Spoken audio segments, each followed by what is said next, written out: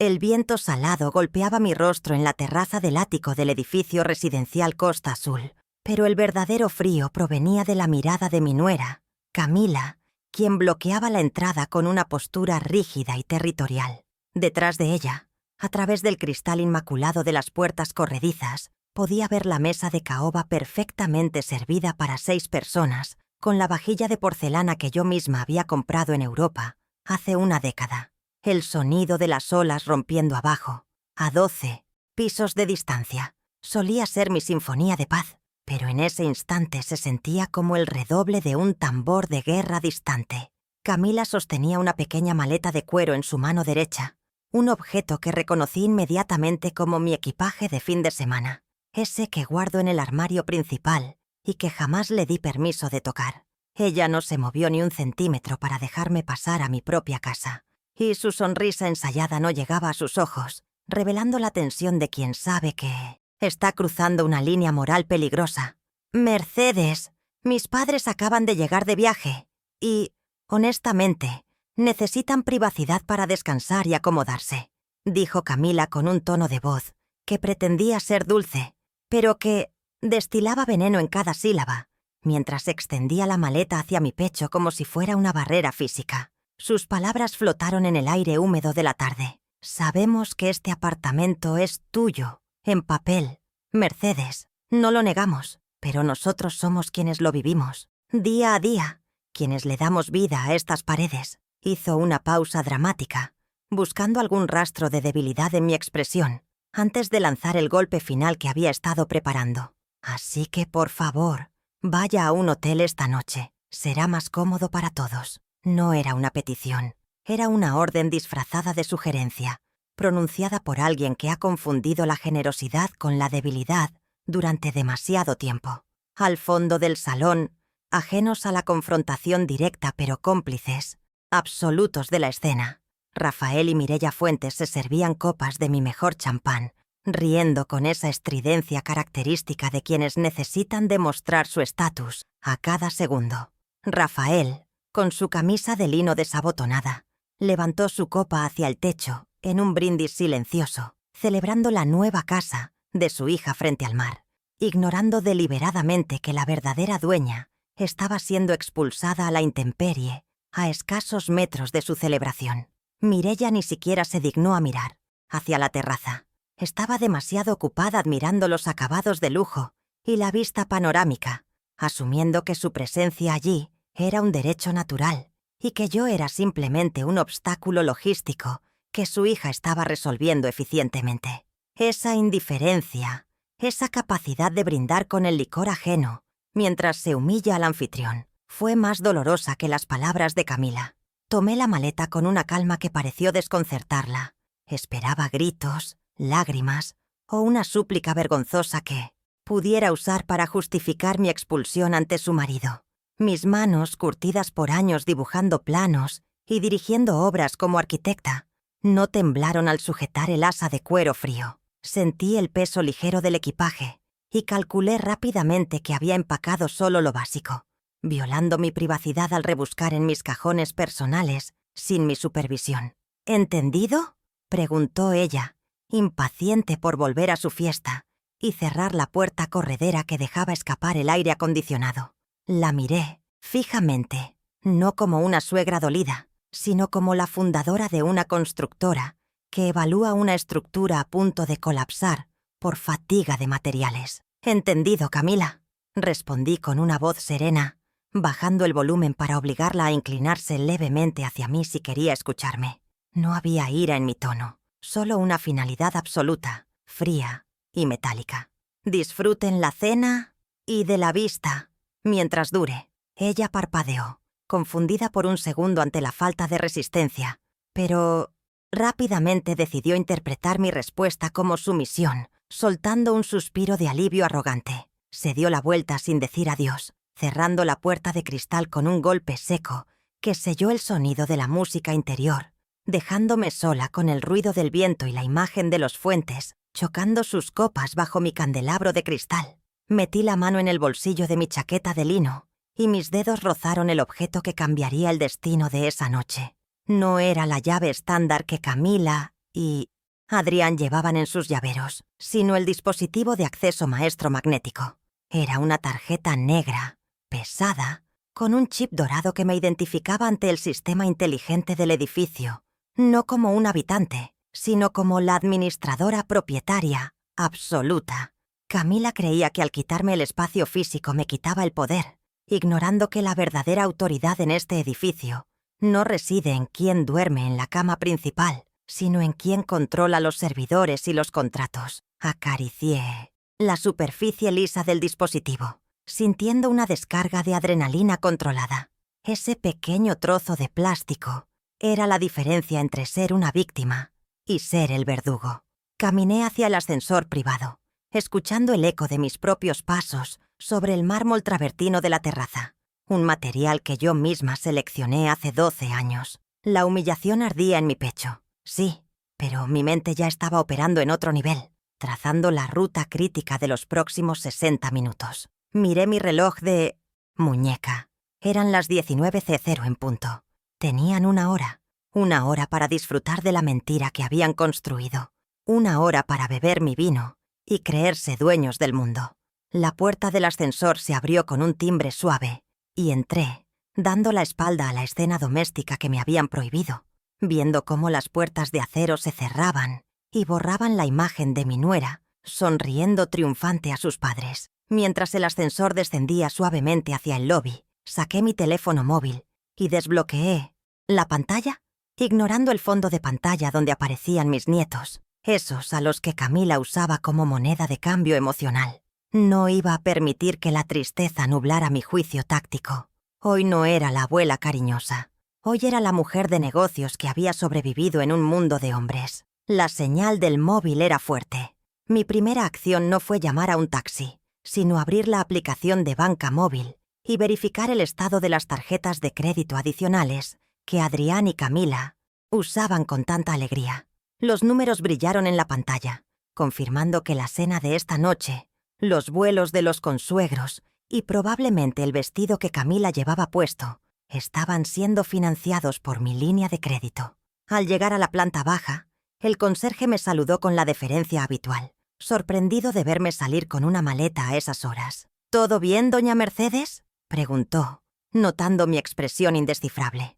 «Todo excelente, Roberto. Solo un cambio de planes. Imprevisto», respondí sin detenerme, cruzando el lobby de techos altos hacia la salida.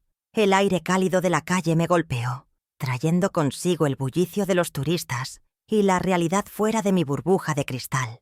Caminé 2 cuadras hasta el Hotel Miramar, arrastrando mi maleta y mi dignidad, sabiendo que cada paso me alejaba de la humillación y me acercaba al momento de ejecutar la cláusula olvidada que destruiría su fantasía. La cuenta regresiva había comenzado. La habitación 504 del Hotel Miramar me recibió con ese olor impersonal a lavanda sintética y aire acondicionado central, un contraste absoluto con la brisa marina natural que solía inundar mi apartamento. Mientras dejaba la maleta sobre el portaequipajes, mi mente viajó inevitablemente hacia atrás, no por nostalgia, sino para realizar el inventario forense de cómo habíamos llegado a este punto de quiebre. Todo comenzó hace exactamente 12 años, cuando la muerte prematura de mi esposo me dejó con un vacío en el pecho y un cheque de seguro de vida por $450,000 sobre la mesa de la cocina. En lugar de gastarlo en viajes de duelo o lujos efímeros, decidí invertir cada centavo en construir un patrimonio sólido que asegurara mi vejez, comprando esa propiedad en preventa, cuando Residencial Costa Azul era apenas un esqueleto de concreto frente al océano. Recuerdo pasar 8 meses enteros supervisando la reforma, respirando polvo de yeso y discutiendo con contratistas sobre la calidad de los acabados, asegurándome de que cada centímetro cuadrado reflejara mi visión de arquitecta. No fue un regalo del cielo. Fueron cientos de visitas a la obra, cargando muestras de granito y eligiendo grifería alemana de alta durabilidad, pensando en un refugio donde pudiera envejecer con dignidad. Adrián, mi hijo, apenas visitó el lugar 2 veces durante todo ese proceso, demasiado ocupado con su propia vida para interesarse en el proyecto de jubilación de mamá. Sin embargo, ahora, 12 años después, su esposa actuaba como si esas paredes le pertenecieran por derecho divino, borrando con una sola frase todo el sudor y el capital que yo había invertido para levantar ese techo. El primer gran sacrificio, el que abrió la puerta a este abuso sistemático, ocurrió hace 5 años, una tarde lluviosa de noviembre que recuerdo con claridad fotográfica. Adrián llegó a mi casa con los ojos rojos y los hombros hundidos. Había perdido su puesto gerencial y con él la capacidad de sostener el estilo de vida que Camila exigía fervientemente. Estaban a punto de perder su apartamento en la ciudad y las colegiaturas de mis nietos peligraban. Como madre, mi instinto de protección anuló mi lógica financiera. Les ofrecí vivir en mi propiedad de la ciudad sin costo alguno y el uso vacacional del apartamento de la playa, un paquete de ayuda que, calculado a precios de mercado, les ahorraba $3.500 mensuales en alquileres. No fue un acuerdo verbal vago. Mi experiencia en el sector inmobiliario me obligó a redactar un comodato precario, un documento legal que Adrián firmó entre lágrimas de gratitud. Recuerdo sus palabras exactas. «Mamá, nos estás salvando la vida. Jamás olvidaremos esto». Ese papel estipulaba claramente que el uso era gratuito, pero condicionado al respeto mutuo y al mantenimiento de los inmuebles. Durante los primeros 2 años, la gratitud fue palpable, pero el tiempo tiene una forma cruel de convertir los favores extraordinarios en derechos adquiridos. Los gracias se volvieron escasos y pronto mis visitas a mis propias propiedades empezaron a requerir aviso previo para no incomodar su rutina familiar. La dinámica empeoró drásticamente el año pasado, cuando descubrí la verdadera magnitud del desorden financiero de Camila. Adrián estaba al borde de una crisis nerviosa, medicado por la ansiedad de las deudas, mientras Camila seguía publicando fotos de cenas gourmet y ropa de diseñador en sus redes sociales. Una auditoría rápida que hice por petición de mi hijo reveló una deuda de tarjeta de crédito de $18.000, acumulada en apenas 6 meses de compras impulsivas y apariencias vacías. Adrián no podía dormir, temiendo que el banco embargara el coche familiar, y yo, una vez más, cometí el error de intervenir con mi chequera para comprar su paz mental. Me senté con Camila en la cocina de granito que yo había diseñado, mostrándole los extractos bancarios con las cifras en rojo sangriento. Ella lloró, por supuesto, lágrimas de cocodrilo sobre la presión social y la necesidad de mantener el estatus para que los niños no sufrieran bullying en su colegio de élite. Pagué la totalidad de los $18.000 esa misma tarde, haciendo una transferencia directa desde mis ahorros de jubilación, bajo la promesa estricta de que ella cortaría sus tarjetas y se ajustaría a un presupuesto real. No hubo un abrazo sincero, solo un alivio pragmático de su parte y una mirada que sugería que, en el fondo, creía que era mi obligación como matriarca, adinerada, solucionar sus desastres. La devolución de ese favor llegó en forma de traición social apenas 3 meses después. Empecé a notar que dejaban de invitarme a las reuniones familiares de los domingos, excusándose con mentiras piadosas sobre planes improvisados o enfermedades de los niños. La realidad me golpeó cuando una amiga en común me mostró una foto en Instagram. Estaban celebrando el cumpleaños de mi nieto en mi apartamento de la playa, con los padres de Camila como invitados de honor, y yo ni siquiera había recibido una llamada. En el pie de foto, Camila agradecía a sus padres por estar siempre presentes, borrándome digitalmente de la existencia y de la narrativa familiar. Pero lo más doloroso no fue la exclusión, sino la campaña de desprestigio que Camila inició para justificar su control sobre mis bienes. Empecé a escuchar comentarios preocupantes de vecinos y conocidos. «Mercedes, ¿te sientes bien? Camila nos dijo que has estado olvidando cosas últimamente». Estaba sembrando la idea de que yo estaba senil, una estrategia maquiavélica para invalidar mis decisiones y prepararse para tomar la tutela legal de mis cuentas, si fuera necesario. Cada vez que yo cuestionaba un gasto o una decisión sobre la casa, ella me hablaba con ese tono condescendiente que se usa con los niños pequeños o los ancianos dementes, mirándome con una falsa compasión que ocultaba su ambición depredadora. Hace 2 semanas, la situación escaló cuando intenté entrar a mi cuenta, bancaria, y descubrí que la contraseña había sido cambiada por motivos de seguridad desde la dirección IP de Camila. Cuando la confronté, me dijo con total frialdad: «Mercedes, es mejor que nosotros administremos eso. Ya tienes casi 70 años y la tecnología te confunde. No queremos que te estafen». La ironía era mordaz. La única persona que me estaba estafando vivía bajo mi techo y comía en mi mesa. Ese día comprendí que mi generosidad no estaba comprando amor, estaba financiando mi propia obsolescencia programada. Revisé mi reflejo en el espejo del hotel. La mujer que me devolvía la mirada ya no tenía la suavidad de la abuela que paga deudas para evitar conflictos. Los años de sacrificio, los miles de dólares inyectados en un pozo sin fondo y las horas de angustia por el bienestar de mi hijo se cristalizaron en una resolución fría y dura como el diamante.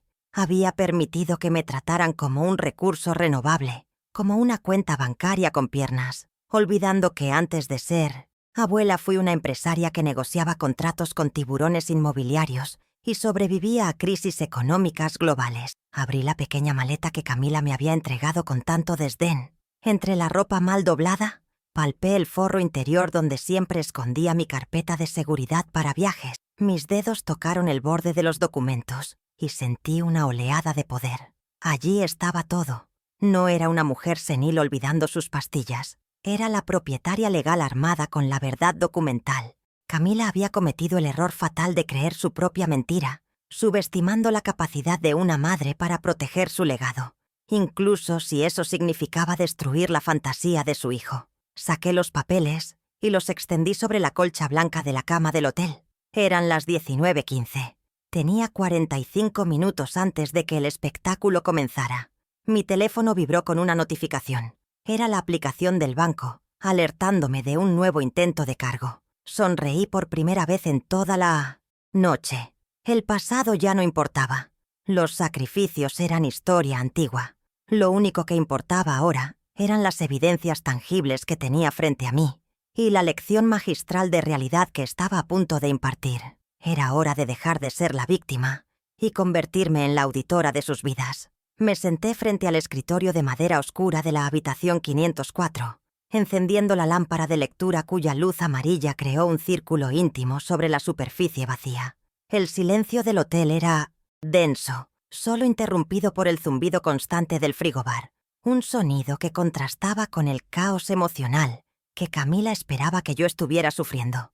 Abrí la carpeta de seguridad de cuero negro que había rescatado de mi maleta, ese archivo que mi nuera creyó irrelevante al empacar mis cosas con tanta prisa. Mis manos, firmes y precisas, extrajeron el primer documento clave, la escritura pública de propiedad número 4589, un legajo de papeles con sellos notariales en relieve que certificaban la titularidad absoluta del ático. Al pasar los dedos sobre el papel texturizado, sentí la autoridad emanar de la tinta. Allí no aparecía ningún nosotros, solo mi nombre completo, Mercedes Villar, como única dueña y señora de cada metro cuadrado que ellos ocupaban ahora. Este documento no era solo un título de propiedad, era la materialización de los $450,000 del seguro de vida de mi esposo, una suma que protegí ferozmente de la inflación y de las malas inversiones. Al leer la descripción catastral, recordé la mañana en que firmé la compra, visualizando un futuro de paz que hoy estaba siendo profanado por copas de champán y risas ajenas. La escritura era la base inamovible de mi poder, la prueba tangible de que su estancia allí no era un derecho conyugal ni una herencia anticipada, sino una concesión graciosa que podía retirar.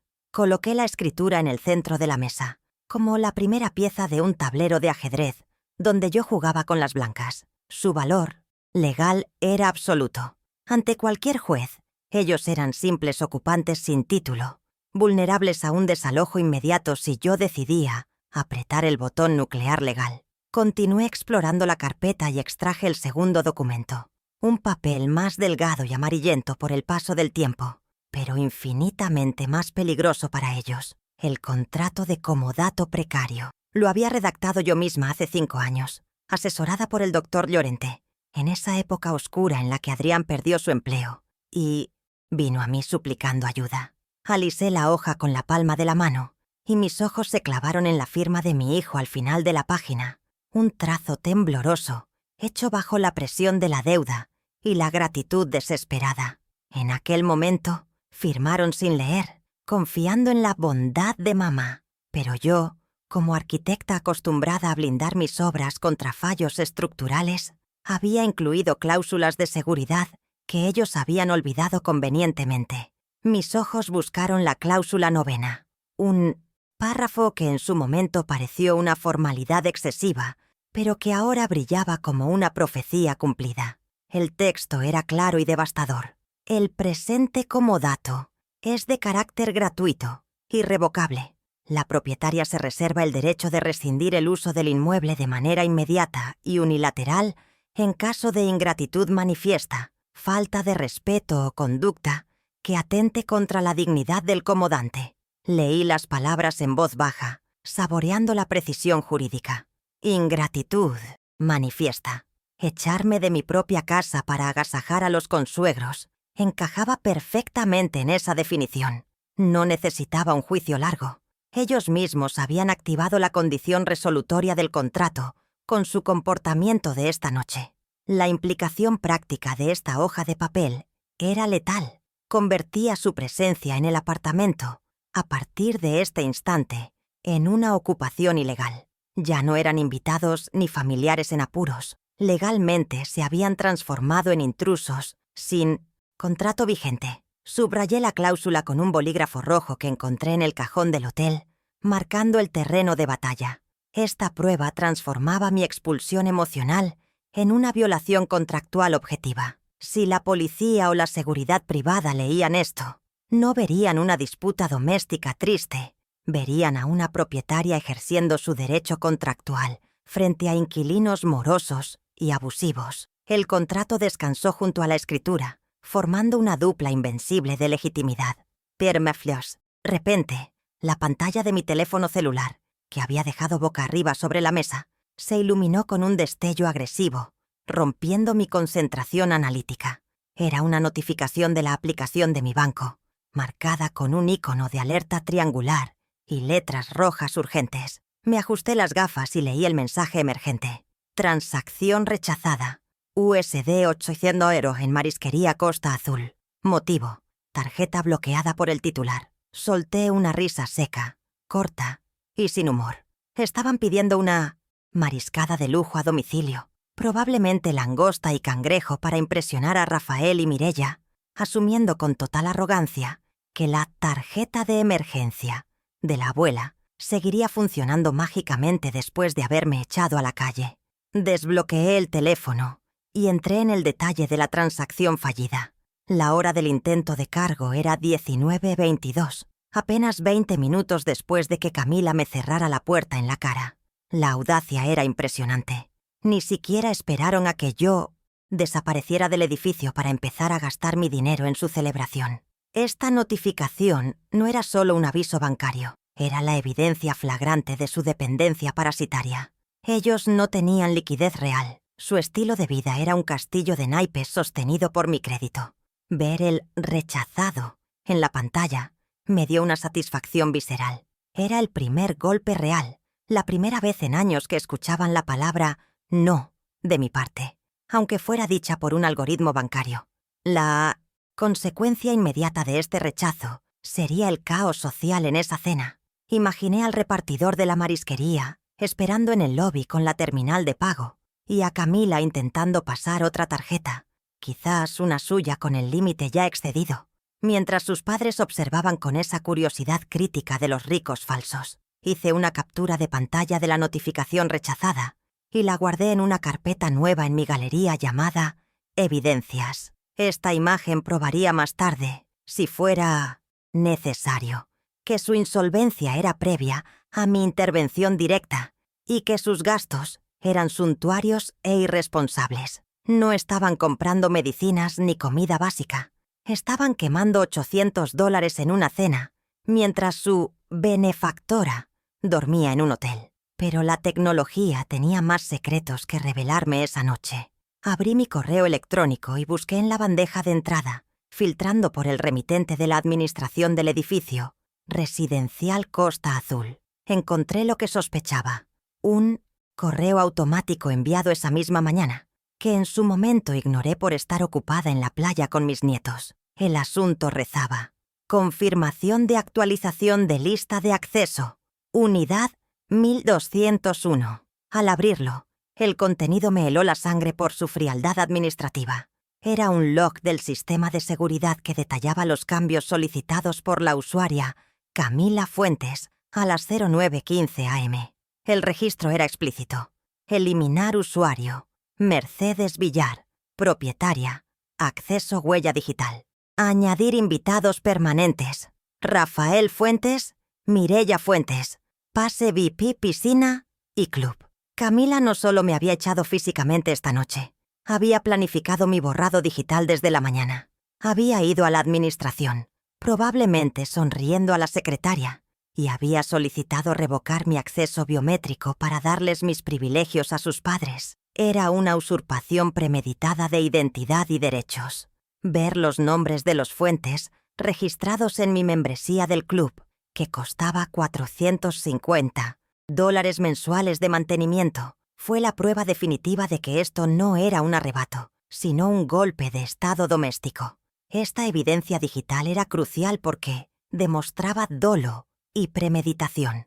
No podía alegar que fue una discusión acalorada del momento. Ella había planeado sistemáticamente sustituirme por sus padres en la jerarquía del edificio. Imprimí el correo en formato PDF y lo envié a la nube, asegurándome de que no se perdiera.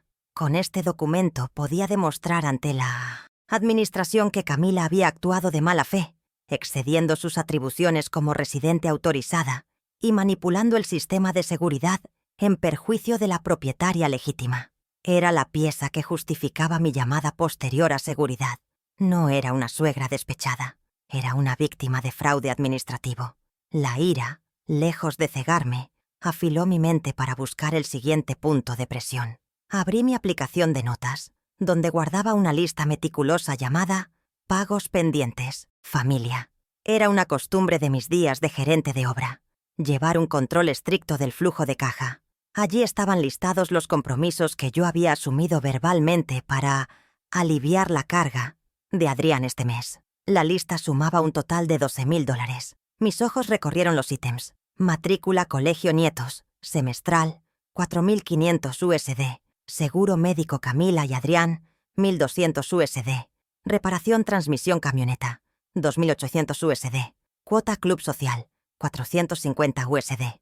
Cada línea representaba una inyección de capital que yo realizaba silenciosamente para que ellos pudieran mantener la ficción de ser una familia de clase alta exitosa.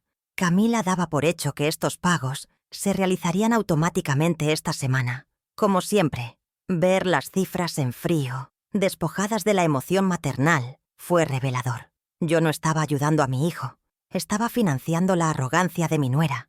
Esos $12,000 eran el muro de contención que separaba a Camila de la realidad de su fracaso financiero.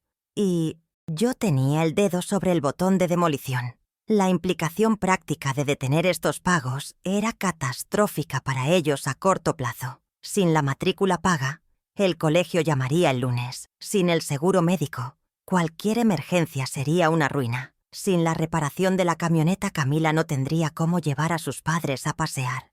No se trataba de venganza mezquina, sino de justicia pedagógica. Si querían vivir como adultos independientes que echan a su madre de casa, tendrían que pagar sus cuentas como adultos independientes. Seleccioné cada ítem en mi aplicación bancaria, donde tenía programadas las transferencias, y con una calma quirúrgica fui pulsando la opción «Cancelar transferencia programada» una por una.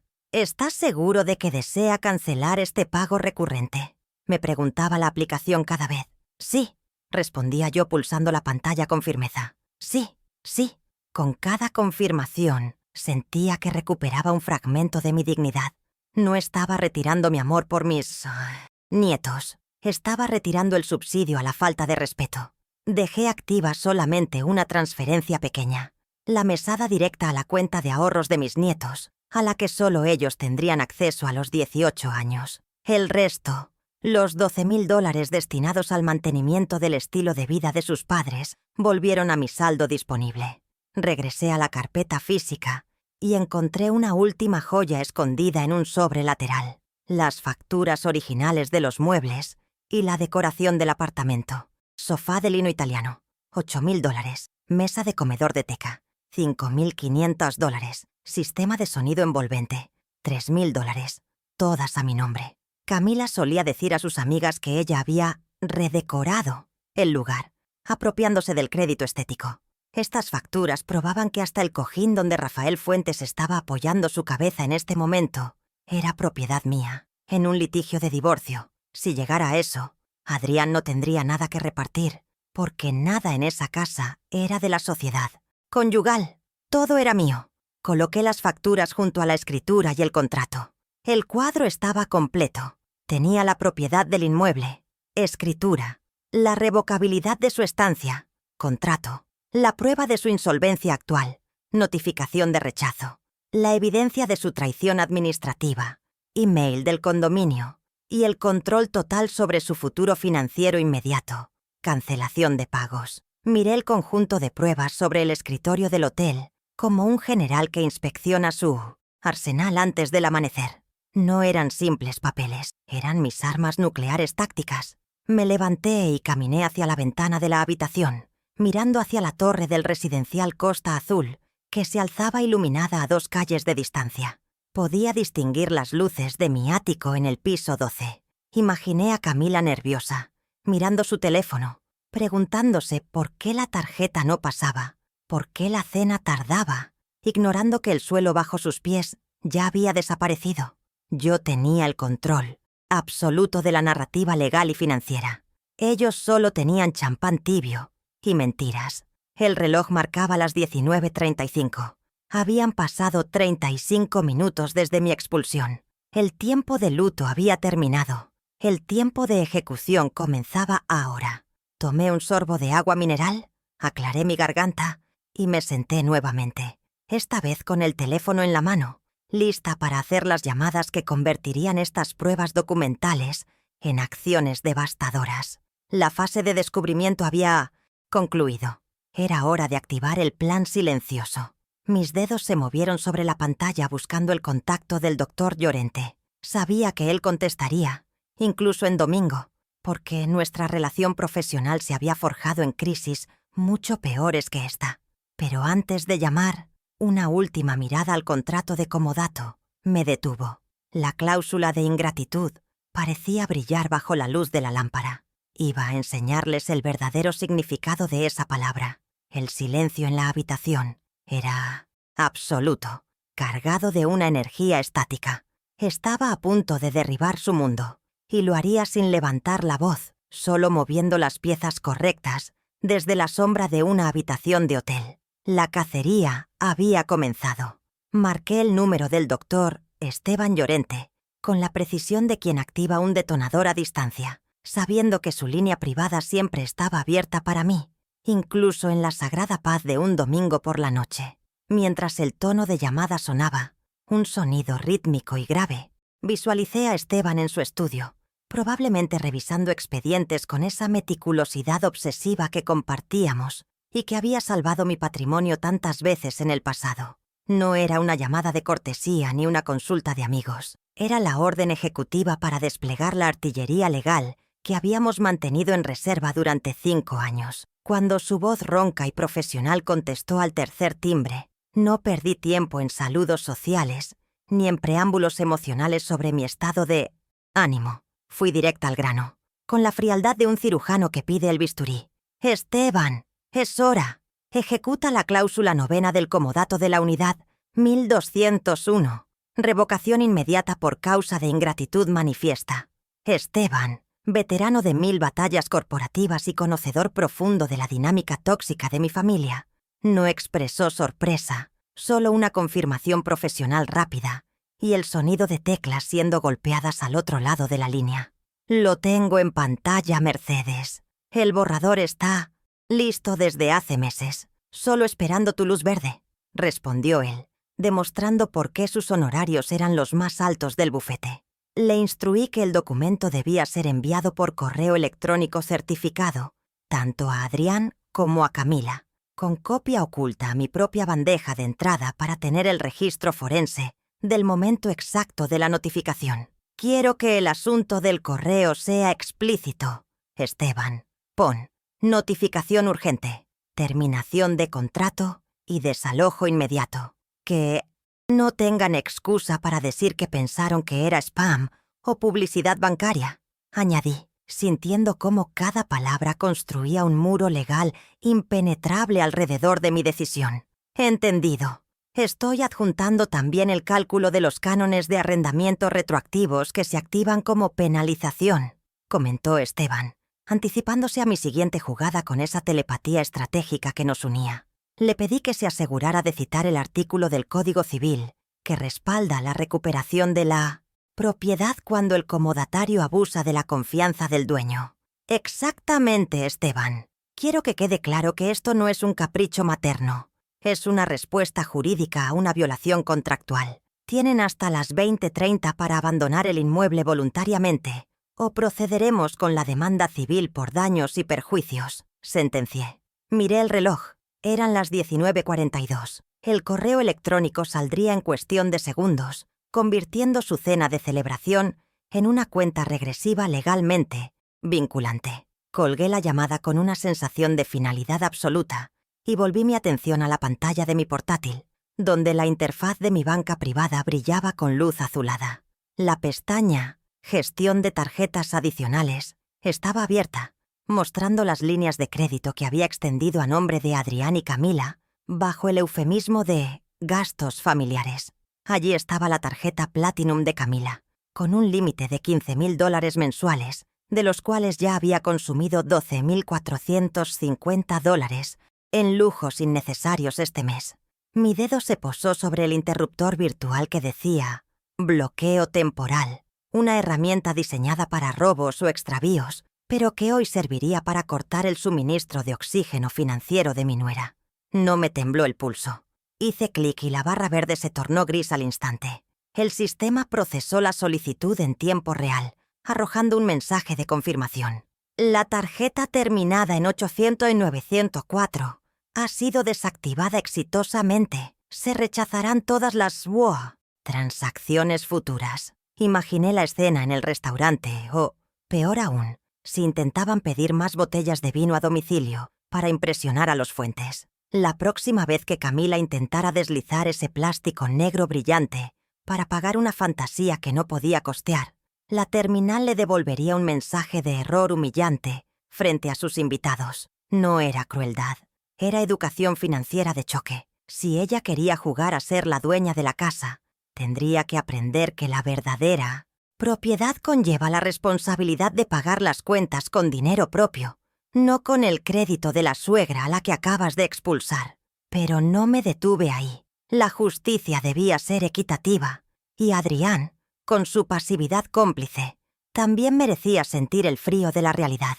Busqué su tarjeta, esa que usaba para gasolina y emergencias, que solían ser cenas de negocios sospechosas, y apliqué el mismo procedimiento de bloqueo total. Al dejar a ambos sin acceso a mi capital, los obligaba a mirarse a las caras y reconocer que su éxito era prestado. Sin mis tarjetas, eran insolventes funcionales en medio de una cena de lujo. Cerré la sesión bancaria con la satisfacción de haber cerrado el grifo que alimentaba su ingratitud, asegurándome de que ni un centavo más de mi esfuerzo de toda la vida financiaría esa farsa de celebración en mi terraza.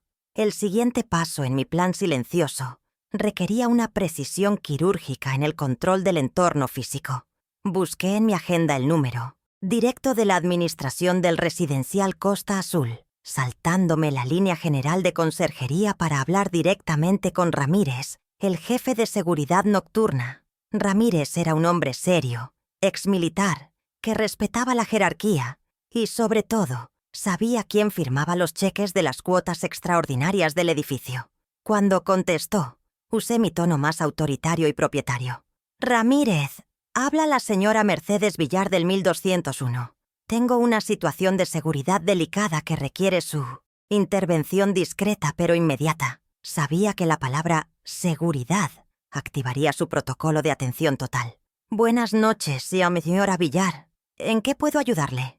¿Ha ocurrido algo?», respondió con alerta profesional.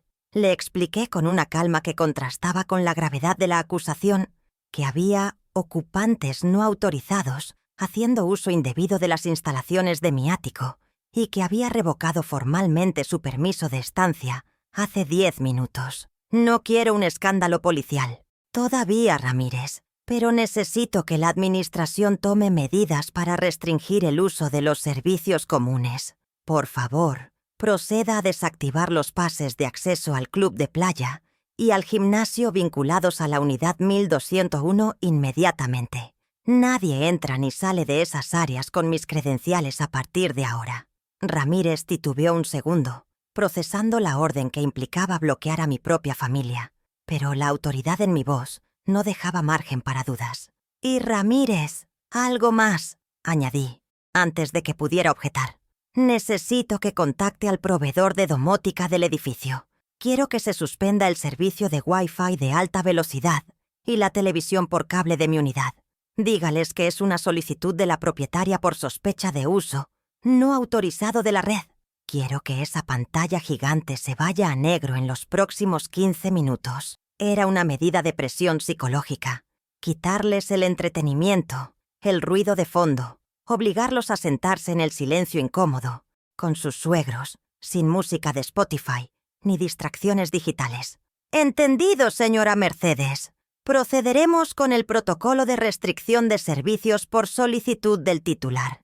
Quedará registrado en la bitácora de las 20:00 horas», confirmó Ramírez. Agradecí su eficiencia y colgué. Imaginé el módem en el armario técnico del pasillo, apagándose remotamente, las luces del router parpadeando hasta morir. En el apartamento, la música ambiental que Camila seguramente había puesto para crear atmósfera se detendría abruptamente. Los teléfonos de todos perderían la conexión Wi-Fi, obligándolos a usar sus datos móviles limitados. El ambiente de lujo y confort que Camila vendía a sus padres empezaba a desmoronarse por fallos técnicos inexplicables que, en realidad, eran sabotajes controlados. Con el frente legal cubierto y el cerco logístico estrechándose, llegaba el momento de la maniobra más delicada y devastadora: la comunicación directa con los consuegros. Abrí la aplicación de 1900 mensajería en mi teléfono y busqué el contacto de Rafael Fuentes, un número que tenía guardado por emergencias médicas de los nietos, pero que nunca había usado. Mi pulgar se mantuvo suspendido sobre la pantalla, redactando mentalmente el mensaje que detonaría la bomba social en esa mesa. No podía ser un insulto ni una queja. Tenía que ser una notificación financiera fría que apelara a su mayor miedo: perder dinero por culpa de las malas decisiones de otros. Escribí el asunto en mayúsculas. Aviso de responsabilidad solidaria. Deuda pendiente. Comencé el texto con una cortesía venenosa.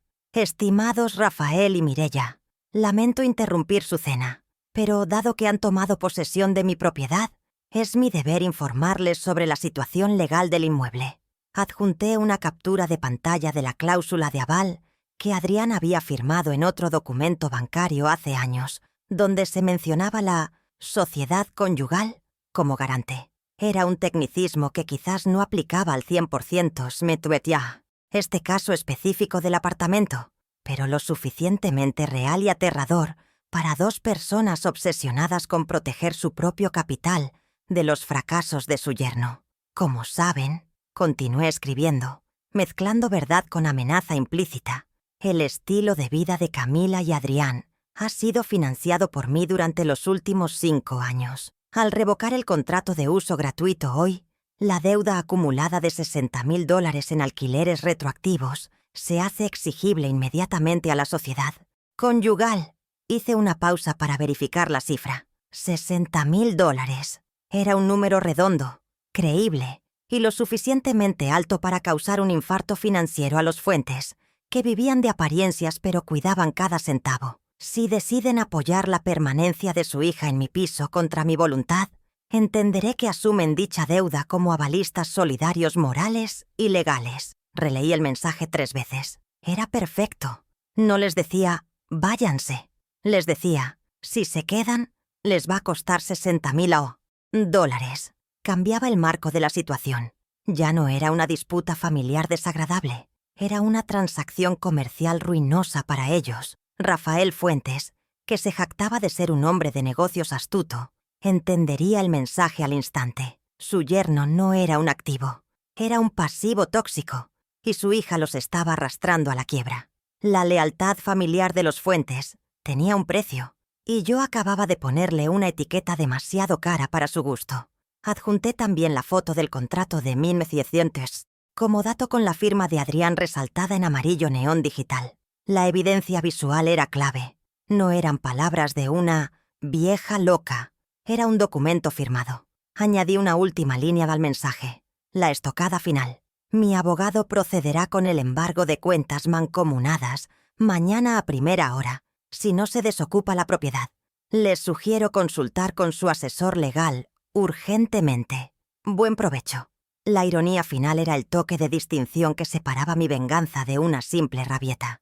Yo mantenía las formas incluso mientras amenazaba con destruir su patrimonio. El reloj marcaba las 19:55. Faltaban 5 minutos para la hora señalada, para el momento en que mi presencia virtual irrumpiría en su cena con la fuerza de un huracán. Mi corazón latía con un ritmo constante, sin la taquicardia del miedo, sino con la pulsión de la justicia inminente. Miré el botón de enviar. Sabía que al presionarlo no habría vuelta atrás. La relación con mi nuera quedaría calcinada para siempre, y la imagen de Adrián quedaría destrozada frente a sus suegros. Pero ellos habían cruzado la línea primero, al dejarme en la calle. Yo solo estaba equilibrando la balanza con el peso de la realidad. Presioné enviar. El icono de carga giró durante un segundo eterno, y luego apareció el doble check gris, indicando que el mensaje había llegado al servidor. Me levanté de la silla y fui al baño para lavarme la cara con agua fría. Me miré al espejo y me alisé el cabello blanco, recuperando la compostura impecable que siempre me había caracterizado. Ya no había nada más que planear, nada más que calcular. Las trampas estaban puestas, los cepos activados, y la presa estaba a punto de pisar el mecanismo. Regresé a la habitación y me puse los zapatos. No me quedaría escondida en el hotel esperando noticias. La coreografía final requería mi presencia, no como participante de la cena, sino como la autoridad que llega para ejecutar la sentencia. Salí de la habitación 504, arrastrando mi maleta vacía de miedo y llena de determinación. El pasillo del hotel parecía una pasarela hacia mi victoria. Mientras bajaba en el ascensor, mi teléfono vibró. El doble check del mensaje de WhatsApp se había puesto azul. Rafael Fuentes acababa de leerlo. La bomba había detonado. Salí del hotel hacia la noche cálida, sintiendo la brisa marina que ahora me parecía un aliado y no un testigo de mi vergüenza. Caminé las 2 cuadras de regreso al residencial Costa Azul, con paso firme. Ya no era la mujer expulsada. Era la propietaria que volvía a inspeccionar sus dominios. A lo lejos, vi que las luces de mi terraza en el piso 12 parpadeaban levemente. Ramírez había cumplido. El sistema inteligente estaba empezando a fallar. Sonreí. La reversión intermedia estaba ocurriendo justo ahora, y yo llegaría justo a tiempo para ver cómo el miedo transformaba la arrogancia en pánico puro. Al llegar a la entrada del edificio, el guardia de seguridad me abrió la puerta con una mirada de complicidad nerviosa. ¿Todo listo, Ramírez?, pregunté en voz baja. Todo listo, señora Mercedes. El sistema está en modo manual y la notificación ha sido entregada en recepción, confirmó él. Asentí y me dirigí hacia los monitores de seguridad del lobby. Desde allí, podía ver la cámara del pasillo del piso 12.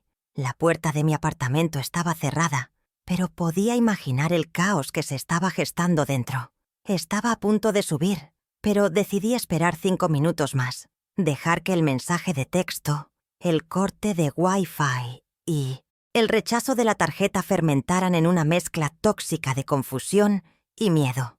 La paciencia era, después de todo, la virtud de los arquitectos que saben que una estructura podrida tarda un momento en colapsar después de quitarle los cimientos. Desde mi posición estratégica detrás del mostrador de seguridad, protegida por una columna de mármol que me mantenía fuera del campo visual, directo de la entrada pero con control total de la escena, Observé los monitores de circuito cerrado con la frialdad de un auditor forense.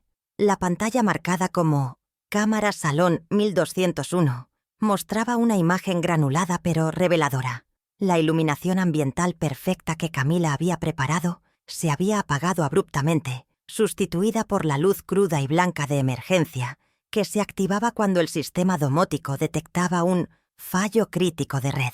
Veía a Rafael Fuentes manoteando con su teléfono en alto, buscando una señal de Wi-Fi que yo había ordenado extinguir, mientras Mireia abanicaba su rostro con una servilleta de lino, visiblemente irritada por el corte repentino del aire acondicionado. Era una escena de caos doméstico orquestado, una pequeña victoria visual que confirmaba que mi control sobre la infraestructura del edificio era superior a su ocupación física del espacio. No necesitaban gritos para sufrir. Bastaba con quitarles el confort invisible que daban por sentado, recordándoles que su bienestar dependía enteramente de interruptores que solo yo controlaba. El silencio tenso del lobby se rompió con la llegada del repartidor de la Marisquería Costa Azul, un joven con uniforme naranja que cargaba 3 bolsas térmicas voluminosas y una terminal de pago inalámbrica en la mano. Se acercó al mostrador de recepción con la urgencia de quien transporta comida de $800 que empieza a enfriarse. Entrega para el 1201, familia Villar Fuentes. El pago con tarjeta fue rechazado por teléfono. Dijeron que pagarían aquí abajo, explicó el muchacho, limpiándose el sudor de la frente. Ramírez, el jefe de seguridad, me lanzó una mirada rápida, buscando instrucciones. Asentí levemente. Esta era la escena pública que necesitaba, el momento en que la vergüenza privada se convertía en un hecho social observable. Ramírez se aclaró la garganta y con voz proyectada para que los 2 vecinos que esperaban el ascensor escucharan, respondió: «Lo siento, hijo. La unidad 1201 tiene restringida la recepción de paquetería y delivery por orden administrativa, y la tarjeta registrada en el sistema está marcada como fondos insuficientes. No pueden bajar a pagar». Salí de mi refugio detrás de la columna, caminando con paso lento y decidido hacia el repartidor, mis tacones resonando sobre el piso pulido como un metrónomo de autoridad. Los vecinos, el señor y la señora Peralta, se giraron al verme, reconociendo a la verdadera dueña del ático. «Buenas noches, joven», dije con tono amable pero firme, ignorando el olor penetrante a mariscos cocidos que emanaba de las bolsas. «¿Cuál es el monto total de la orden?». El chico miró el recibo grapado a la bolsa. «Son $825.50, señora. Incluye 3 langostas y 2 botellas de vino importado». Solté una risa suave, negando con la cabeza para que los Peralta notaran la extravagancia absurda del gasto. «Qué lástima. Parece que mis inquilinos tienen gustos de millonarios, pero carteras de estudiantes. Le sugiero que devuelva el pedido antes de que se estropee. Yo no cubriré esa cuenta. Y ellos no. Tienen con qué pagarla». En ese instante, el intercomunicador de la recepción chilló con estática y la voz distorsionada pero inconfundible de Camila llenó el lobby. «Ramírez, ¿qué demonios pasa abajo? La app dice que la comida llegó hace 5 minutos y el internet no funciona. Mis padres están esperando». Su tono era esa mezcla desagradable de histeria y prepotencia que usa la gente asustada para intentar recuperar el control. Ramírez, siguiendo mi guión al pie de la letra, presionó el botón de hablar y respondió con una calma burocrática devastadora. «Señora Fuentes, el acceso de proveedores está bloqueado por el titular de la propiedad. Además, su tarjeta ha sido rechazada 3 veces en la terminal del lobby. El repartidor se retira en este momento». Hubo un silencio sepulcral al otro lado de la línea, seguido de un jadeo de indignación que se cortó cuando Ramírez colgó el auricular, terminando la comunicación con un clic definitivo que resonó como un veredicto. La victoria era palpable. Los Peralta murmuraban entre ellos, escandalizados por la revelación pública de que los exitosos Villar Fuentes no podían pagar una cena y estaban bloqueados en su propio edificio. Sin embargo, sabía que esto era solo la escaramuza inicial. La puerta del ascensor número 2 se abrió con un timbre agudo y Adrián salió disparado hacia el lobby, vistiendo una camisa arrugada y con el rostro desencajado por el estrés. No me vio de inmediato. Fue directo hacia Ramírez, gesticulando con desesperación. «Ramírez, debe haber un error. Se cortó la luz, el cable, todo. Y mi suegro recibió un mensaje de texto amenazante. Necesito que reinicies el sistema ahora mismo». Su voz temblaba, revelando el pánico de un hombre que ve cómo su castillo de naipes se derrumba frente a la audiencia, que más teme decepcionar. «No hay ningún error de sistema, Adrián», dije, dando un paso adelante para interceptarlo antes de que pudiera intimidar al guardia. Mi hijo se giró bruscamente, sus ojos abriéndose con incredulidad al encontrarme allí, impecable, tranquila y no llorando en una habitación de hotel barato como él suponía. «¿Mamá? ¿Qué haces aquí? Camila dijo que te habías ido». Su confusión era genuina. No podía procesar que la madre complaciente que siempre arreglaba sus desastres fuera la arquitecta de su desgracia actual. «¿Creíste que me iría en silencio mientras ustedes brindaban con mi champán?», pregunté, manteniendo una distancia física que marcaba el nuevo abismo. «Entre nosotros, el mensaje que recibió Rafael no es una amenaza, hijo. Es una notificación de cobro. Y el corte de servicios no es un fallo técnico. Es un corte de suministro por falta de pago y ocupación ilegal». Adrián se pasó la mano por el pelo, mirando a los lados, consciente de que los vecinos y el personal de seguridad eran testigos de su humillación. Bajó la voz, intentando apelar a la intimidad familiar que él mismo había traicionado horas antes. «Mamá, por favor, no hagas esto aquí. Mis suegros están arriba. Rafael está furioso. Dice que le estás cobrando $60,000. Va a tener un infarto. Tienes que subir y decirles que es una broma, que todo está bien. Podemos hablar mañana con calma». Su petición era patética, una muestra clara de que su lealtad seguía estando con la apariencia frente a los Fuentes y no con la dignidad de su madre. Quería que yo fuera el escudo humano de su fracaso una vez más, que absorbiera la culpa para que él pudiera seguir jugando a ser el yerno perfecto. Saqué de mi bolso el sobre con la copia impresa del comodato precario, revocado, y se lo extendí. Él lo tomó mecánicamente, reconociendo su propia firma al instante. «No voy a subir a disculparme, Adrián. Voy a subir a ejecutar el desalojo», declaré con voz de hielo. «Esa deuda de $60,000 es real. Tienes dos opciones. O convences a tus suegros de que paguen tu estilo de vida, o empacas tus cosas y las de tu mujer en los próximos 10 minutos. Se acabó la beca familiar». Adrián leyó el documento, sus ojos moviéndose frenéticamente por las cláusulas resaltadas. El color desapareció de su rostro al comprender que la estructura legal era sólida, que no había huecos por donde escapar. «Mamá, no tienen a dónde ir. Es temporada alta. Los hoteles están llenos», susurró, usando la lástima como última carta. «El Hotel Miramar tiene habitaciones disponibles. Yo acabo de hacer check-in allí», repliqué, devolviéndole la sugerencia que su esposa me había lanzado con tanto desprecio. «Si te das prisa, quizás consigas una habitación estándar para tus suegros, pero tendrás que pagarla tú, porque mis tarjetas, las que llevan usando 5 años, están canceladas». Adrián retrocedió un paso, como si le hubiera golpeado físicamente. La realidad de su insolvencia lo golpeó de lleno. Sin mi respaldo, no era nadie. Miró hacia el ascensor, luego hacia mí, y finalmente hacia la salida, atrapado en una encrucijada existencial. La dinámica había cambiado irreversiblemente. Yo ya no era la proveedora, era la acreedora, y los acreedores no tienen nietos, tienen plazos. En ese momento, el teléfono de Adrián sonó en su bolsillo. Lo sacó con manos temblorosas. Era Rafael. Pude escuchar los gritos del suegro incluso sin altavoz, una diatriba furiosa sobre estafas y vergüenza. Adrián cerró los ojos, derrotado. «Subo, voy a subir», balbuceó, sin saber realmente qué iba a hacer, solo queriendo escapar de mi mirada juzgadora. «Tienes 5 minutos antes de que yo suba. Con seguridad, Adrián. Úsalos para explicarles la verdad o prepárate para que yo se la cuente», le advertí mientras él se dirigía como un zombi hacia el ascensor. Las puertas de acero se cerraron tras él, llevándolo de vuelta al infierno que había ayudado a crear.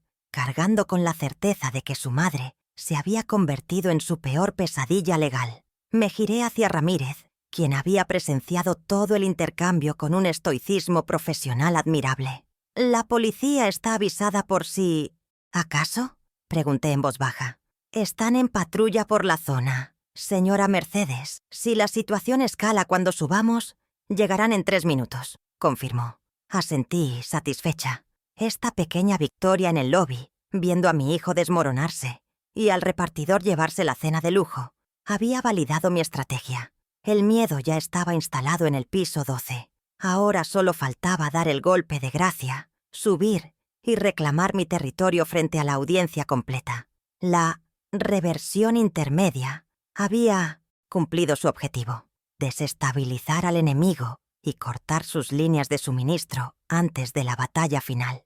Miré el reloj de pared del lobby. 20:10. La sincronización era perfecta. El hambre, el calor y la incertidumbre financiera estarían haciendo estragos en el humor de los Fuentes. Imaginé a Camila tratando de explicar por qué la dueña senil tenía el poder de cortarles la comida y el internet. Cada minuto que pasaba jugaba a mi favor, erosionando la fachada de mentiras que habían construido.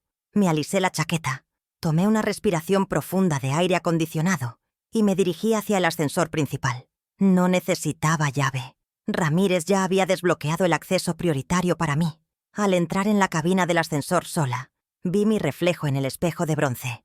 No había rastro de duda en mis ojos. La mujer que subía no era la abuela que horneaba galletas. Era la propietaria que venía a cobrar el alquiler de la dignidad perdida. Presioné el botón PH, Penthouse, con el pulgar firme. El ascensor comenzó a ascender suavemente, y con cada piso que subía, sentía que mi estatura moral crecía. La humillación pública en el lobby fue solo el aperitivo. El plato fuerte se serviría arriba, frío y calculado. Las puertas estaban a punto de abrirse, y yo estaba lista para el clímax. Las puertas de acero inoxidable del ascensor privado se deslizaron hacia los costados con un susurro hidráulico casi imperceptible, revelando el interior del ático que, hasta hace una hora, vibraba con música y falsa opulencia. Lo primero que me golpeó no fue una imagen, sino la atmósfera densa y cargada. Una mezcla palpable de calor estancado por la falta de aire acondicionado y la electricidad estática del pánico colectivo. El sistema de iluminación inteligente, obedeciendo mis órdenes remotas, había reducido la intensidad de los focos halógenos a un modo de emergencia espectral, bañando el salón en una penumbra azulada que hacía que las figuras de mis familiares y sus invitados parecieran fantasmas atrapados en un naufragio. La vista panorámica del océano, usualmente la joya de la propiedad, ahora era un abismo negro detrás de los ventanales, reflejando únicamente nuestros rostros distorsionados en el cristal, recordándonos que no había escapatoria visual hacia el horizonte. Avancé un paso fuera de la cabina, mis tacones golpeando el suelo de mármol con una cadencia deliberada y resonante que cortó el murmullo de discusiones ansiosas que llenaba la sala. La escena que encontré era la antítesis perfecta de la elegancia que Camila había intentado proyectar. La mesa de caoba seguía puesta con mi vajilla de porcelana y las copas de cristal, pero los platos estaban vacíos, esperando una comida que jamás llegaría. Las velas, encendidas apresuradamente para contrarrestar la oscuridad, proyectaban sombras largas y nerviosas sobre las paredes, creando un efecto de interrogatorio policial más que de cena romántica. Rafael Fuentes estaba de pie junto al balcón, con el teléfono pegado a la oreja, gritando en vano a un operador invisible, mientras Mireia se abanicaba frenéticamente con un menú de restaurante impreso, con el maquillaje empezando a derretirse por la humedad tropical que invadía el espacio sin ventilación. Camila fue la primera en notar mi presencia física. Se giró bruscamente desde la isla de la cocina, donde había estado intentando reiniciar el panel de control domótico sin éxito. Su rostro, iluminado por la luz tenue de su celular, pasó de la frustración a un terror puro al verme allí, parada como una estatua de juicio en la entrada de su supuesto reino. No llevaba armas, ni gritaba, pero la autoridad que emanaba de mi postura erguida, con la barbilla en alto y la carpeta de evidencias bajo el brazo, era más intimidante que cualquier amenaza verbal. Detrás de mí, la figura corpulenta y uniformada de Ramírez, el jefe de seguridad, emergió del ascensor con las manos cruzadas a la espalda, una señal visual inequívoca de que la ley y la fuerza física estaban de mi lado, transformando una disputa doméstica en una intervención oficial de seguridad. «Buenas noches de nuevo», dije con una voz que no necesitaba elevarse para dominar la acústica del salón. Era un tono suave, casi pedagógico, el mismo que usaba en las juntas directivas para anunciar recortes de presupuesto inevitables. «Lamento la interrupción de su velada y la falta de climatización, pero las instalaciones de lujo están reservadas exclusivamente para los propietarios solventes y sus invitados autorizados». Mi mirada barrió la habitación, deteniéndose en cada uno de ellos, obligándolos a reconocer mi existencia no como la abuela servicial, sino como la dueña del suelo que pisaban. El silencio que siguió fue absoluto, solo roto por el sonido del viento golpeando los cristales desde fuera, subrayando la fragilidad de su posición dentro de mi fortaleza. Rafael Fuentes, recuperando su arrogancia habitual al ver que era solo la suegra, y no la Policía Federal, bajó el teléfono y avanzó hacia mí con el pecho inflado, intentando imponer su estatus de patriarca adinerado. «¡Mercedes! ¡Esto es inaceptable!», bramó, su voz retumbando con una indignación teatral mal actuada. «Nos has cortado la luz, el internet, y has retenido nuestra cena. Mis abogados van a saber de esto. Estás acosando a mi hija en su propia casa». Su intento de intimidación fue patético. No se daba cuenta de que estaba gritando exigencias en una propiedad ajena, actuando como si el cliente siempre tuviera la razón, sin entender que aquí él no era el cliente, era el intruso. Sin moverme un milímetro ante su avance agresivo, saqué de mi carpeta la escritura pública original, el documento con los sellos notariales dorados que brillaban incluso en la penumbra. La levanté lentamente, mostrándola como un escudo heráldico que anulaba cualquier argumento emocional. «Corrección, Rafael. No estoy acosando a nadie en su casa. Estoy protegiendo mi activo, inmobiliario de ocupantes precarios», repliqué con frialdad, golpeando el papel con el dedo índice para enfatizar la titularidad. «Este documento dice Mercedes Villar. No dice Camila. No dice Adrián. Y ciertamente no dice Fuentes. Ustedes están aquí por mi generosidad, una generosidad que caducó hace exactamente 45 minutos, cuando su hija decidió echarme a la calle». Camila intentó intervenir, acercándose con lágrimas en los ojos, esa táctica manipuladora que le había funcionado tan bien con Adrián durante años. «Mercedes, por favor, no hagas un escándalo frente a mis padres. Solo queríamos una noche especial», sollozó, buscando la simpatía de la audiencia. Pero yo ya estaba inmunizada contra su drama. «¿Una noche especial financiada por quién, Camila?», la interrumpí, sacando la captura de pantalla impresa de la transacción rechazada de la marisquería. «El repartidor de mariscos acaba de irse porque tu tarjeta Platinum, la que yo pago religiosamente cada mes, ha sido cancelada. Querían impresionar a sus padres con una cena de $800 que no pueden pagar, en una casa que no les pertenece, usando una energía eléctrica que yo subsidio».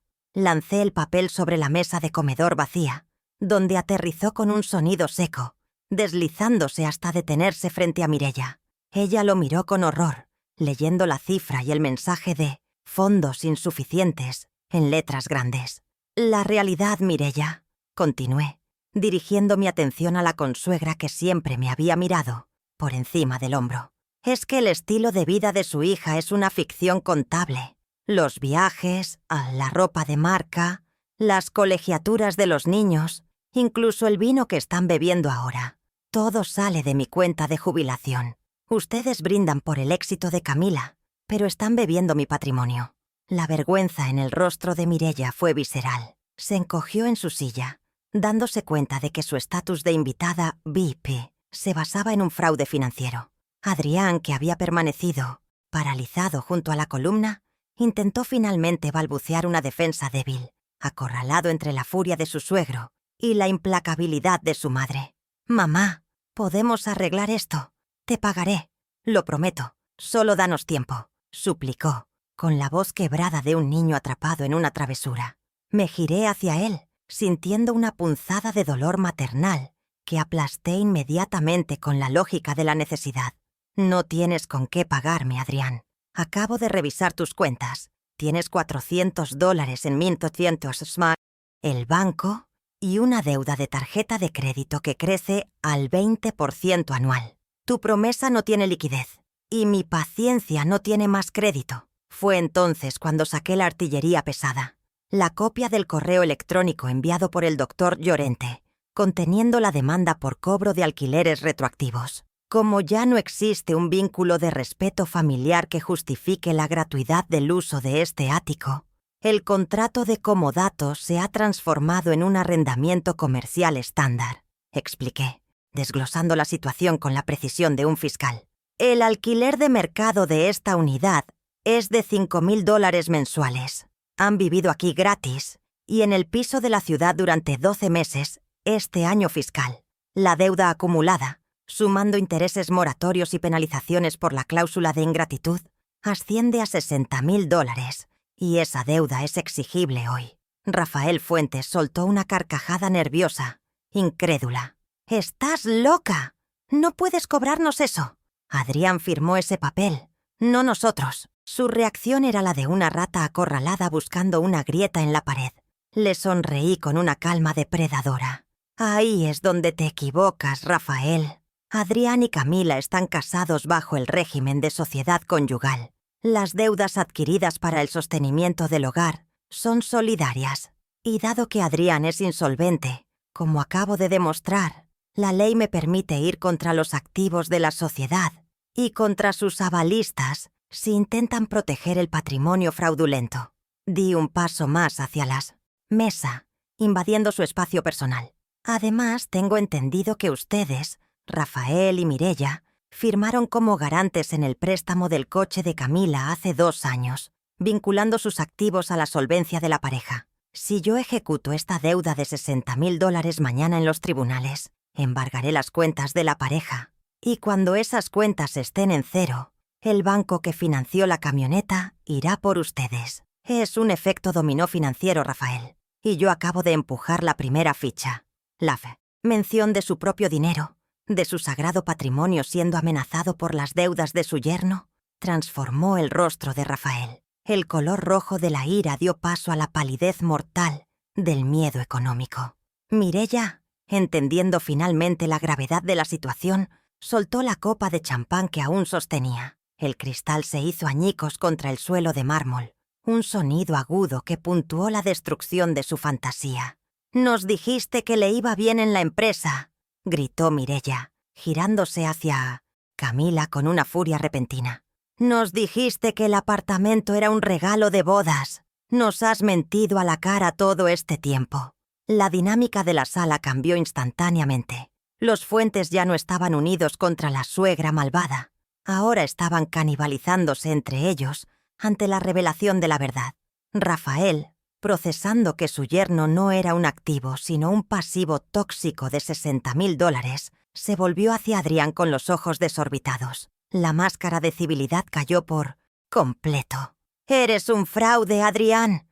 Un maldito fracasado», rugió el patriarca, señalando a mi hijo con un dedo acusador. «He estado presumiendo de ti en el club y resulta que vives de la caridad de tu madre. Nos has puesto en riesgo. Si tocan mis cuentas por tu culpa, te juro que te destruyo». La violencia verbal de Rafael era la confirmación de mi tesis. Su amor por mi hijo era condicional al estatus que él les proporcionaba. Al retirar el dinero, el respeto se evaporó en segundos. Miré a Adrián, encogido bajo los gritos de su suegro, y sentí una mezcla de pena y vindicación. Tenía que ver esto. Tenía que ver quiénes eran realmente las personas por las que había despreciado a su madre. La única forma de salvar su patrimonio. «Rafael», intervine, lanzando el salvavidas envenenado que terminaría de romper la relación, «es disolver la sociedad conyugal antes de que se ejecute la demanda. Si Camila se divorcia ahora, la deuda queda mayoritariamente en cabeza de Adrián, como firmante original del contrato. Si siguen casados, La deuda es de los dos, y por extensión, problema de ustedes. Rafael se detuvo en seco, analizando la propuesta con la frialdad de un tiburón de negocios. Miró a su hija, luego a Adrián, y tomó una decisión ejecutiva en una fracción de segundo. Se giró hacia Camila y le dio la orden final. «Ya escuchaste, hija. Empaca tus cosas. Nos vamos. Y mañana mismo llamas al abogado para el divorcio. No voy a dejar que este inútil nos arrastre a la ruina por una deuda de alquiler». Fue el clímax emocional de la noche. El padre vendiendo al yerno para salvar su propia billetera, instigado por la presión insoportable que yo había aplicado. Camila, llorando histéricamente, intentó protestar, pero la mirada de su padre no admitía réplica. La alianza Fuentes-Villar había muerto. «Tienen exactamente 15 minutos para desalojar mi propiedad», anuncié, mirando mi reloj de pulsera y levantando la muñeca para que todos vieran la hora. «A las 20:45. Ramírez tiene órdenes de escoltar a cualquier persona que quede dentro o fuera del edificio, por la fuerza si es necesario. Y el sistema bloqueará las puertas, definitivamente». No era una negociación, era una sentencia de destierro con cronómetro.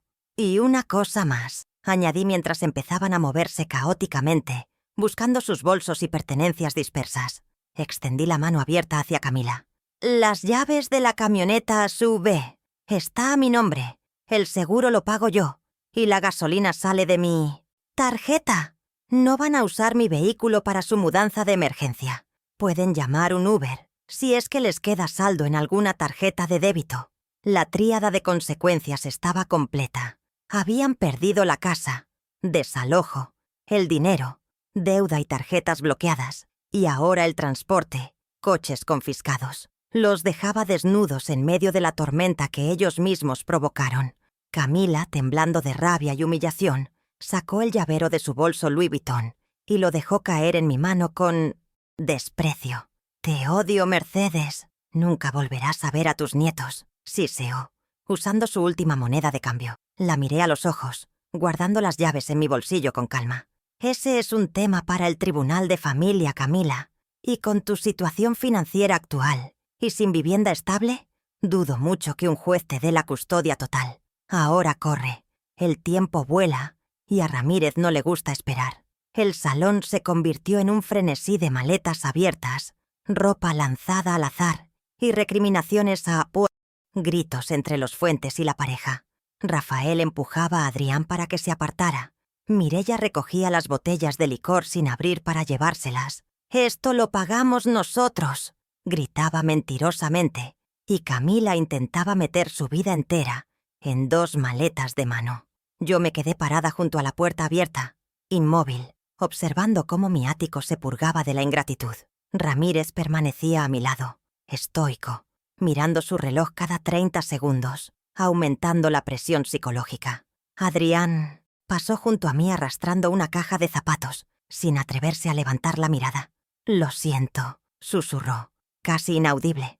No respondí. El perdón no estaba en el menú de esta noche, solo la lección.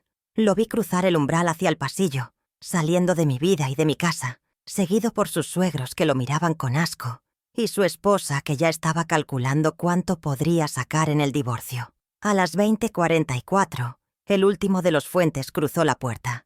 Ramírez cerró la hoja de madera maciza con un golpe definitivo y activó el cierre magnético.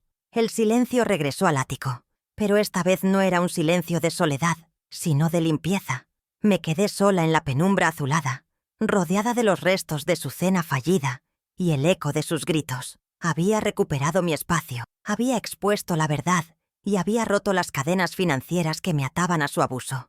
Caminé hacia el ventanal y miré hacia abajo. En la entrada del edificio, las luces rojas de un taxi iluminaban la acera donde mi familia, fracturada, cargaba sus maletas bajo la mirada curiosa de los vecinos. La pesadilla había terminado.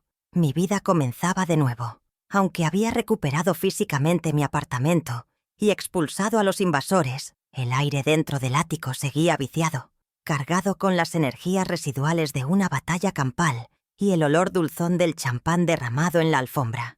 Miré a mi alrededor, observando los restos de la cena interrumpida como quien examina la escena de un crimen que ya no le pertenece. y tomé una decisión ejecutiva inmediata. No pasaría la noche allí, limpiando el desastre de otros. Cerré las puertas del balcón, aseguré los cerrojos y activé nuevamente el sistema de alarma, esta vez con un código nuevo que solo yo conocía. Agarré mi bolso, dejando todo tal cual estaba para que el servicio de limpieza se encargara mañana, y salí de nuevo hacia el pasillo, sintiendo una ligereza en los hombros que no experimentaba desde hacía décadas. Mi refugio esa noche sería la suite impecable del Hotel Miramar, donde las sábanas estaban limpias y el silencio no estaba contaminado por traiciones familiares, permitiéndome descansar como la vencedora que era. El trayecto de regreso al hotel fue un paseo triunfal bajo la luna, pero mi paz se vio interrumpida al cruzar las puertas giratorias del lobby del Miramar. Allí, sentado en uno de los sillones de terciopelo de la recepción, con la cabeza entre las manos y una postura de derrota absoluta, estaba Adrián. Al verme entrar, se levantó, de un salto, con los ojos hinchados y la camisa de lino arrugada y manchada de sudor, luciendo como un niño perdido en un aeropuerto. Los Fuentes lo habían abandonado a su suerte. Seguramente, después de la escena en el apartamento, Rafael le había prohibido subir al taxi o compartir su hotel, dejándolo tirado en la calle como un residuo tóxico. Verlo así, despojado de la arrogancia que le daba el dinero de su madre, provocó en mí un instinto antiguo de protección, pero esta vez la barrera de la dignidad era más fuerte que la compasión biológica. Adrián corrió hacia mí, intentando abrazarme, pero levanté la mano en un gesto de alto que lo frenó en seco a 1 metro de distancia. «Mamá, por favor, no tengo a dónde ir», sollozó, sin importarle que el recepcionista nocturno y 2 huéspedes extranjeros nos estuvieran mirando. Rafael me echó del taxi. Camila se fue con ellos. Dicen que van a presentar la demanda de divorcio mañana a primera hora por fraude económico. Estoy solo. Mamá, no tengo tarjetas, no tengo casa, no tengo nada. Su voz era un lamento agónico, la súplica de un hombre de 36 años que acababa de descubrir que sin el cordón umbilical financiero de su madre, no tenía capacidad de supervivencia en el mundo real. Esperaba que yo sacara mi tarjeta, pagara una habitación y le dijera que todo estaría bien, como siempre lo había hecho. Mantuve mi posición, mirándolo con una tristeza serena pero inflexible, analizando la figura patética que tenía enfrente. «Tienes salud, tienes 2 títulos universitarios que yo pagué, y tienes 36 años, Adrián», le respondí con voz firme, asegurándome de que cada palabra se grabara en su memoria. «Lo que no tienes es dignidad. Te quedaste callado mientras tu esposa me echaba de mi propia casa. Permitiste que tus suegros me trataran como a una empleada invisible. Y ahora que ellos te han desechado porque ya no les sirves, vuelves corriendo a mí». No había ira en mi tono, solo una descripción objetiva de los hechos. Él bajó la cabeza, avergonzado, sabiendo que cada acusación era cierta y que no tenía argumentos para defender su cobardía. El silencio entre nosotros se alargó, denso y doloroso, mientras él esperaba una absolución que no llegaría. «Esta noche no vas a subir a mi habitación, Adrián. Ese tiempo se acabó», continué, rompiendo sus últimas esperanzas de rescate inmediato. «Has vivido 5 años en una fantasía financiada por mi viudez. Hoy empieza tu vida real. Y en la vida real, cuando uno no tiene casa, busca un techo por sus propios medios, no llorando en el lobby de su madre». Saqué de mi bolso un billete de $50, lo único que le daría esa noche, y se lo tendí. «Esto es para un hostal barato o para comida. No es un préstamo, es una limosna, la última que recibirás de mí. Úsala sabiamente porque mañana no habrá más». Él tomó el billete con manos temblorosas, mirándolo como si fuera un objeto extraño, incapaz de procesar el cambio de paradigma. «¿Y qué voy a hacer mañana? Mamá, ¿qué va a pasar conmigo?», preguntó con un hilo de voz, el pánico brillando en sus ojos. Me acerqué un paso, invadiendo su espacio personal para darle la directriz final, la hoja de ruta que necesitaba para dejar de ser un parásito y convertirse en un hombre. «Mañana, cuando salga el sol, vas a hacer 2 cosas fundamentales», le dije, clavando mis ojos en los suyos. «Primero, búscate un trabajo, cualquier trabajo, para que aprendas lo que cuesta ganar el dinero que gastas. Y segundo, búscate un abogado de oficio, porque no pagaré ni un centavo de tu divorcio ni de tus deudas. Bienvenida a la adultez, hijo. Sin esperar su respuesta, me di la vuelta y caminé hacia los ascensores, escuchando sus sollozos ahogados a mis espaldas. No miré atrás. Sabía que si volteaba, la madre que habita en mí podría flaquear, y eso sería fatal para ambos. Adrián necesitaba tocar fondo para poder impulsarse. Amortiguar su caída una vez más solo prolongaría su invalidez emocional. Al entrar en el ascensor y presionar el botón de mi piso, sentí una punzada en el corazón. Sí, pero también una certeza absoluta de que estaba haciendo lo correcto. Las puertas de metal se cerraron, borrando la imagen de mi hijo roto en el lobby, y por primera vez en años sentí que realmente lo estaba ayudando. No con dinero, sino con la verdad brutal de las consecuencias. A la mañana siguiente, el sol del trópico inundó la terraza del restaurante del hotel, bañando todo en una luz dorada y purificadora. Me senté en una mesa frente al mar, pedí un café negro fuerte y una cesta de frutas frescas, disfrutando del sonido de las gaviotas y la brisa salada. No había gritos, ni demandas, ni la tensión de tener que complacer a nadie. Observé a las familias desayunando a mi alrededor y por primera vez no sentí envidia ni soledad, sino una profunda sensación de liberación. Había dormido 8 horas seguidas, sin despertarme con la ansiedad de las deudas ajenas o la preocupación por ser excluida. Mi desayuno sabía a gloria, a victoria silenciosa, a la recuperación de un territorio que era mucho más valioso que un apartamento, mi propia paz mental. Mientras untaba mermelada en una tostada, mi teléfono vibró sobre el mantel blanco. La pantalla se iluminó mostrando una foto de Camila y su nombre parpadeando insistentemente. Era la tercera llamada en 10 minutos. Probablemente llamaba para insultarme, para culparme de su divorcio inminente, o peor aún, para intentar manipularme usando a los niños como escudos humanos. Miré la imagen de su rostro sonriente, una foto tomada en uno de los viajes que yo pagué, y no sentí nada. Ni rabia, ni rencor, solo indiferencia. Con un movimiento suave del dedo pulgar, deslicé el icono rojo para rechazar la llamada, y luego entré en la configuración del contacto y seleccioné «Bloquear este número». La confirmación del bloqueo apareció en la pantalla. No recibirás más llamadas ni mensajes de este contacto. Fue como cerrar una compuerta hermética contra la toxicidad. Hice lo mismo con los números de Rafael y Mireia Fuentes. Mi teléfono, que durante años había sido una fuente constante de estrés y notificaciones bancarias aterradoras, volvía a ser una herramienta a mi servicio. Dejé el aparato sobre la mesa y respiré hondo, llenando mis pulmones de aire marino. Los límites estaban establecidos digital y físicamente. Si Camila quería comunicarse conmigo por el tema de mis nietos, tendría que hacerlo a través del doctor Llorente, bajo términos legales estrictos y horarios de visita supervisados. Saqué mi libreta de notas y un bolígrafo, comenzando a trazar los planes para mi nueva etapa. Primero, cambiaría todas las cerraduras y códigos del apartamento hoy mismo. Segundo, contrataría a una empresa de gestión inmobiliaria para que se encargara del mantenimiento, quizás alquilando el piso por temporadas cortas a turistas que sí pagaran, generando ingresos en lugar de gastos. Y tercero, planearía un viaje, uno solo para mí, a Italia o Grecia, lugares que siempre postergué por ahorrar para la familia. Los números en mi cuenta bancaria ya no bajarían para cubrir caprichos ajenos, crecerían para financiar mi disfrute. La tinta fluía sobre el papel, diseñando un futuro donde yo era la protagonista absoluta de mi historia.